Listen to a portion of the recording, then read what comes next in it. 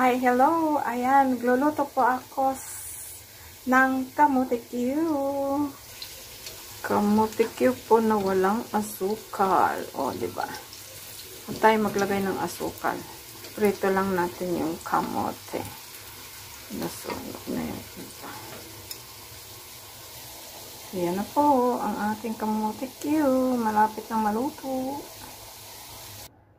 O lala, luto na. Kainan na po. O, diba? Kamote Q na walang asukal. Nilito lang siya. May part na may sunog na. O. Kasi yung kawali ko po ay matagal na. Sabi ko kay grandpa, bumili ng bago. Kaya ganyan po yung klase ng luto. May part na sunog, meron part na hindi sunog. So, yan lamang po.